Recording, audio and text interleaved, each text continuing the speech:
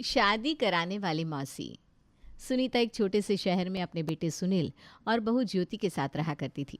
स्वभाव से वो मिलनसार और हंसमुख थी, लेकिन उसमें एक आदत थी जो अक्सर उसे मुश्किल में डालती थी।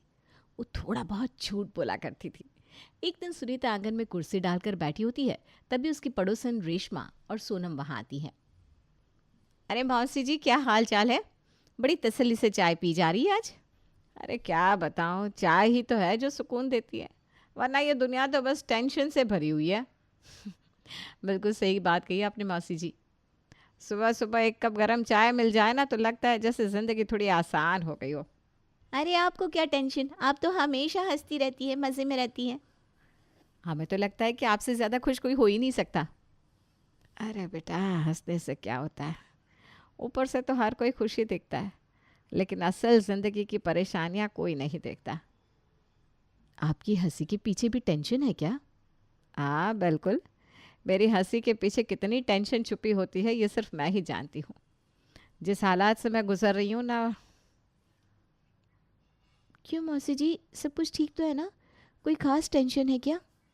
अब क्या बताऊँ, सच्चाई तो यह है कि सुनील की तनख्वाह में घर का खर्च ठीक से चलता नहीं। लेकिन बेटा तो अच्छा कमाता होगा आपका। हाँ, पर अब ज़माना भी कितना महंगा हो गया है। पहले जो चीज़ 100 रुपये में आती थी अब वही 500 की हो गई है। ये तो है, पहले का समय कुछ और ही था। ऊपर से खर्चे कभी कम नहीं होते, बल्कि बढ़ते ही जाते हैं। मैं सोच रही हूँ कि कुछ करूँ, लेकिन समझ में नहीं आ रहा क्या करूँ। आप तो कुछ भी कर सकती हैं। अरे मेरी उम्र में कोई नौकरी तो मिलेगी नहीं, और वैसे भी सारा दिन घर में बैठे बैठे ऊब भी जाती हूँ। घर का काम कर लिया करो ना मौसी जी। अरे बहू कुछ करने ही नहीं देती। अगर कोई ऐसा काम मिल जाए जिसमें मज़ा भी आए और पैसे भी मिले तो कितना अच्छा हो ना। हाँ मौसी जी, ये तो सही कह रही हो। आजकल तो एक की इनकम से घर चलाना बहुत मुश्किल हो गया है। लेकिन आपके लिए एकदम बढ़िया आइडिया है मेरे पास। क्या आइडिया, जल्दी बताओ। आप तो इतनी बातूनी है, हर किसी से आपकी जान पहचान भी है, तो क्यों ना अब शादी कराने का काम शुरू करें। शादी कराने का? ये कैसे कर सकती हूँ मैं? मौसी जी, बहुत आसान काम है। आजकल शादी करवाने वाले लोग बहुत पैसा कमा रहे हैं। लोग अच्छे रिश्ते ढूंढने के लिए मैरिज ब्यूरो या दलालों के पास जाते हैं और उन्हें 2-2 लाख तक देते हैं। आपको तो बस लड़के और लड़की के घर वालों को मिलवाना होगा, उनकी पसंद नापसंद देखनी होगी, फिर रिश्ता तय करवाना और पैसे कमाना। क्या? 2 लाख रुपए? तुम सच बोल रही हो? कहीं मजाक तो नहीं कर रही? 100% सच। मैंने खुद एक जानने वाले का रिश्ता तय करवाया था और उन्होंने दलाल को पूरे 2.5 लाख रुपए दिए थे। और उनका काम क्या था? बस सही लड़का और लड़की को मिलवाना। बाकी तो घर वाले खुद ही देख लेते हैं। हाँ मौसी जी, आजकल लोग खुद रिश्ते ढूंढने में बहुत परेशान हो जाते हैं। कोई लड़का लड़की पसंद कर भी ले तो जात पात, घर परिवार, नौकरी और न जाने कितनी चीज़ों की टेंशन होती है। ऐसे में शादी करवाने वालों की डिमांड बहुत ज़्यादा है, और आपको तो सब जानते हैं। आपका तो ये काम बहुत बढ़िया चलेगा। अरे हाँ, मुझे तो कितने ही अच्छे घरों के लोग जानते हैं। हर शादी ब्याह में जाती हूँ, लोगों से मिलती जुलती हूँ। कितने लड़के लड़कियों की जानकारी है मेरे पास। बस मौसी जी, यही तो कह रही थी मैं। अब देखना, आपकी कमाई भी अच्छी हो जाएगी और आपका नाम भी हो जाएगा। फिर आपको कोई मौसी नहीं कहेगा, सब आपको शादी करवाने वाली मौसी कहेंगे। तीनों ठहाके लगाकर हंसती है और सुनीता को नया काम करने का आइडिया मिल जाता है। शादी करवाने का काम उसके लिए एकदम सही था। लोगों से बातें करना, रिश्ते जोड़ना और बदले में अच्छा पैसा कमाना। लेकिन अब सबसे बड़ा काम था अपने बेटे सुनील और बहू ज्योति को समझाना। आ गए सुनील? कैसी रही आज की दिन भर की भाग दौड़? बस माँ, वही रोज की टेंशन। ऑफिस का काम, बॉस की डांट और ट्रैफिक की मार। हाँ माँ, सच कहे तो पूरा दिन इनका भाग दौड़ में ही निकल जाता है। कभी सोचा ही नहीं था कि शादी के बाद ज़िंदगी इतनी बिजी हो जाएगी। अरे यही तो असली ज़िंदगी है। लेकिन अब चिंता मत करो, मैं तुम दोनों के लिए कुछ ऐसा करने वाली हूँ जिससे हमारी ज़िंदगी आसान हो जाएगी। क्या मतलब माँ? अरे बेटा, मैं सोच रही थी कि कुछ काम धंधा शुरू कर लो। अरे पर आप क्यों काम करेंगी माँ? अब तो घर में आराम कीजिए। हाँ माँ, आपको कोई काम करने की ज़रूरत नहीं है। मैं कमा रहा हूँ ना, उसी में घर चला लेंगे। बेटा, तुम्हारी तनख्वाह में गुजारा तो हो रहा है, लेकिन बिल्कुल नॉर्मल। माँ, आजकल महंगाई इतनी बढ़ गई है, हर महीने खर्च निकल जाता है, वही बहुत है। वही तो मैं भी कह रही हूँ। बिजली का बिल देखो, राशन के दाम देखो, दवाई डॉक्टर का खर्चा देखो, सब कुछ कितना महंगा हो गया है। माँ मैं सारी ज़रूरतों को पूरा कर तो रहा हूँ ना। तुम तो बाहर निकल कर काम कर रहे हो, लेकिन मैं घर में बैठी बैठी उब जाती हूँ, उसका क्या। माँ ज्योति के साथ काम करवा लिया करो, उसकी भी मदद हो जाएगी। अरे वो सब कुछ खुद करके मुझे आराम करने को बोल देती है। अगर मैं कुछ काम करूँ और थोड़ी कमाई भी हो जाए तो क्या बुरा है। लेकिन माँ आपकी उम्र अब आराम करने की है, ना कि काम करने की। अरे मैं बस एक छोटा मोटा काम शुरू करने की सोच रही हूँ। अच्छा, क्या काम करने का सोच रही हैं आप? बेटा मैं शादी करवाने का काम शुरू करने वाली हूँ। क्या? माँ आप शादी करवाने का काम करेंगी? मतलब रिश्ता जोड़ने की दलाली करेंगी? अरे कैसी बात कर रहा है, इसे दलाली नहीं कहते, रिश्ते जोड़ना कहते हैं। माँ, उससे पैसे तो मिलेंगे और उसको तो दलाली ही कहेंगे ना। अरे मैं कोई गलत काम नहीं कर रही हूँ, लोगों के घर बसाऊंगी, इसमें बुरा क्या है। माँ, हम समझ सकते हैं कि आप कुछ करना चाहती हैं, लेकिन ये काम हमारे घर की इज्जत के हिसाब से ठीक नहीं लगेगा। बेटा जब मैं हर शादी के बाद 2-2 लाख रुपए कमाऊंगी ना, तब लोग जलेंगे मुझसे। घर में कितने पैसे होंगे सोचो। माँ पैसे ही सब कुछ नहीं होता, हमें गलत तरीके से पैसे नहीं कमाने।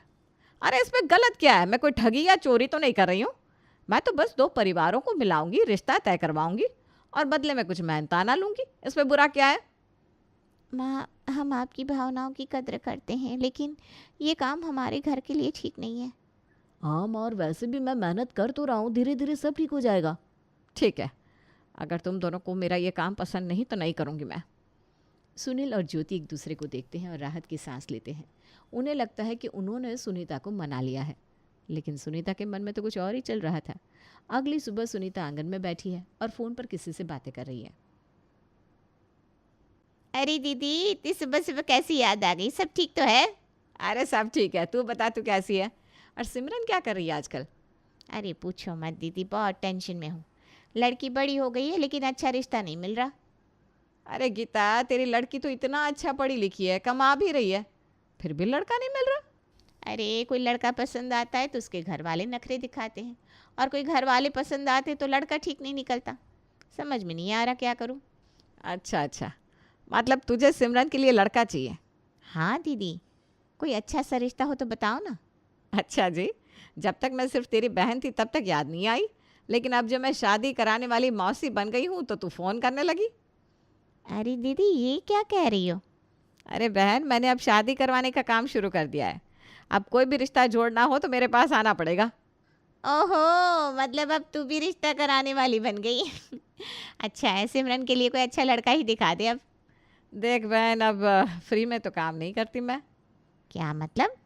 मतलब ये कि जब कोई मेरे पास रिश्ता करवाने आता है तो मैं पैसे चार्ज करती हूँ। वैसे भी सिमरन मेरी पहली क्लाइंट बनेगी तो खाली हाथ तो काम नहीं कर सकती। अरे मैं तेरी सगी बहन हूँ, तू मुझसे पैसे मांगेगी? देख बहन, बिजनेस और रिश्ते अलग अलग होते हैं। तू अगर किसी और से रिश्ता करवाने को कहती तो उसे पैसे देने पड़ते कि नहीं। हाँ, पर तू तो मेरी अपनी दीदी है। और तू मेरी पहली कस्टमर है। अब बता तुझे सिमरन की शादी करवानी है कि नहीं। हाँ हाँ, करवानी है, लेकिन चार्ज कितना करेगी तू? चल, तुझसे 1 लाख नहीं लूँगी, लेकिन कुछ तो देना पड़ेगा, आखिर मेरे भी कुछ रूल्स हैं। ओहो, मतलब तेरा पूरा बिजनेस प्लान तैयार है। हाँ बिल्कुल। अब बता तू तैयार है कि नहीं। अच्छा ठीक है, तू पहले लड़का दिखा तो सही। बस अब मज़ा आएगा। मेरे पास एक दमदार रिश्ता है। लड़का बहुत अच्छा कमाता है, सरकारी नौकरी है, घर भी बड़ा है। सच? हाँ बहन, तू क्या समझती है, मैंने यूं ही शादी कराने का काम शुरू किया है। पूरी मार्केट रिसर्च कर ली है। अच्छा, तो बता कब मिलवा रही है लड़के वालों से? इस रविवार को पहले मैं बात करूंगी, लेकिन याद रखना पहले मेरी फ़ीस तय होगी। हाँ भाई हाँ, ठीक है, अब जल्दी से मीटिंग फिक्स कर। बस देखती जा बहन, तेरी सिमरन की शादी करवा कर ही दम लूंगी मैं। दोनों हंसने लगती है और सुनीता के बिजनेस का पहला रिश्ता आधिकारिक रूप से फाइनल हो जाता है। सुनीता का बिजनेस अब असली रूप लेने लगा था। अपनी भतीजी सिमरन का रिश्ता तय करवाने के लिए रविवार को वो सुधीर के घर जा पहुंचती है। सुधीर, उसकी पत्नी सीमा और उनका बेटा अंकुर ड्राइंग रूम में बैठे थे। बताइए कैसी है लड़की? आजकल तो अच्छे घर की समझदार लड़की मिलना मुश्किल हो गया है। अरे बेटा, मेरी भतीजी सिमरन एकदम संस्कारी लड़की है। आपकी सगी भतीजी है? हाँ, और घर गृहस्थी में इतनी रुचि है कि पूछो मत। खाना बनाना, सिलाई बुनाई, घर की सफाई, सब कुछ उसे बहुत पसंद है। सच मौसी जी, आजकल की लड़कियों को तो बस जॉब करनी होती है, घर का काम तो कोई सीखना ही नहीं चाहता। अरे बहन जी, मैं तो कहती हूँ ऐसी लड़की चिराग लेकर ढूंढो ना तो भी नहीं मिलेगी। मौसी जी, इससे अच्छी तो कोई बात हो ही नहीं सकती। सिमरन को तो ऑफिस वर्क का कोई शौक ही नहीं, बस घर बसाना चाहती है, अपने परिवार को संभालना चाहती है। हो ये तो अच्छा है, पर वो पढ़ाई लिखाई में कैसी है? अरे बेटा, पढ़ाई भी बढ़िया की है, लेकिन उसका असली टैलेंट तो घर संभालने में है। फिर तो मम्मी के लिए बहुत अच्छा रहेगा। सिमरन जैसी सुशील बहू मिलेगी तो तुम्हारा घर एकदम स्वर्ग बन जाएगा। मौसी जी, आजकल तो बहुएं शादी के बाद भी नौकरी करने की जिद करती हैं, फिर घर कौन संभालेगा? अरे बहन जी, सिमरन ऐसे बिल्कुल नहीं है। वो तो खुद चाहती है कि वो घर परिवार संभाले, नौकरी वोकरी उसे पसंद ही नहीं। देखिए मौसी जी, हमको तो ऐसी ही बहू चाहिए थी। बस अगर लड़की को भी हमारा बेटा पसंद आ जाए तो फिर रिश्ता पक्का समझो। अरे बेटा, वो तो जब तुम्हें देखेगी तब खुशी हो जाएगी। भला इतने अच्छे घर का रिश्ता कोई क्यों ठुकराएगा। हाँ, बात तो सही है। वैसे शादी के बाद कोई डिमांड तो नहीं होगी ना? अरे कैसी बात कर रही हो, हम तो तुम्हारे घर को अपना ही मानते हैं। हमें तो बस एक अच्छा घर चाहिए अपनी सिमरन के लिए, और वो हमें तुम्हारे घर में मिल रहा है। और दहेज वगैरह?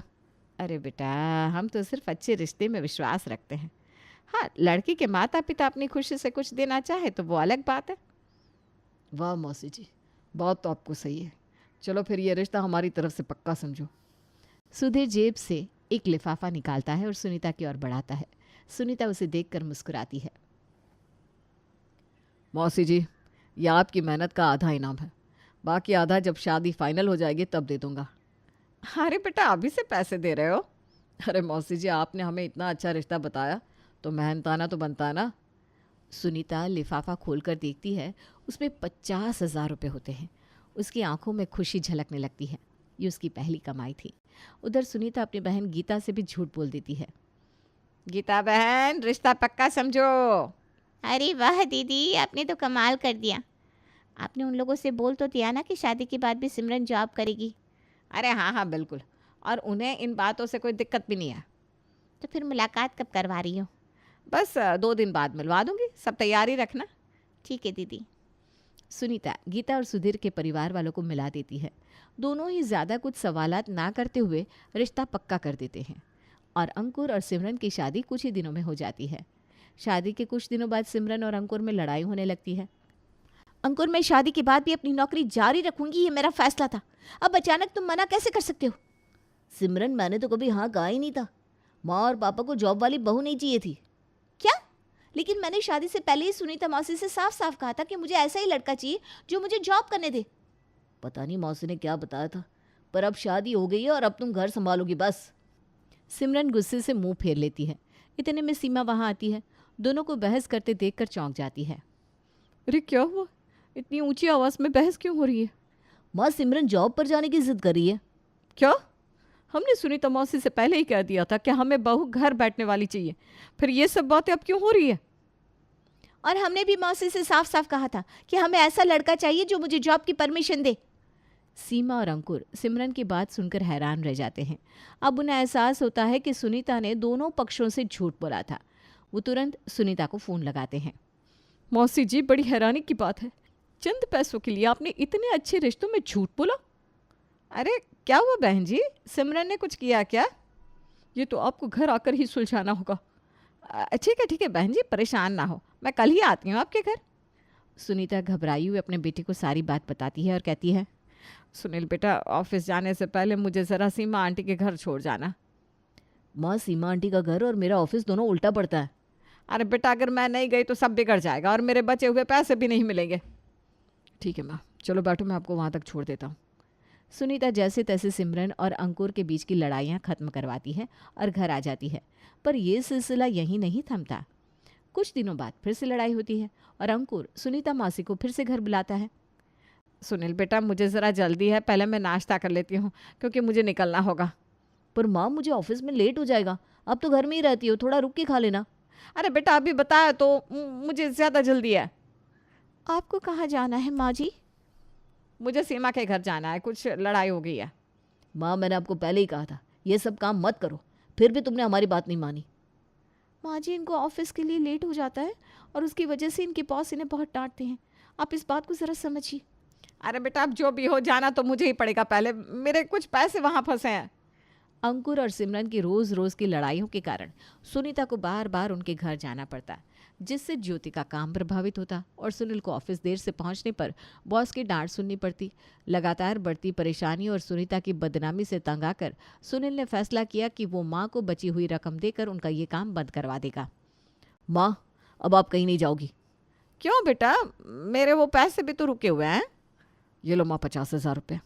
और अब आप सीमा आंटी और गीता मौसी से साफ मना कर दो, आप उनकी अब कोई मदद नहीं कर सकती। सुनील बेटा, ये पैसे तू रख ले, मुझे नहीं चाहिए। मैं समझ गई हूँ। सुनीता गीता और सीमा को फ़ोन करके उनकी मदद करने से मना कर देती है और बचे हुए पैसे भी लेने से मना कर देती है। सुनीता को अब ये समझ में आ गया था कि झूठ बोलना और ऐसे रिश्ते जुड़वाना, इनका परिणाम बुरा भी हो सकता है, इसलिए फिर वो शादी कराना भी बंद कर देती है।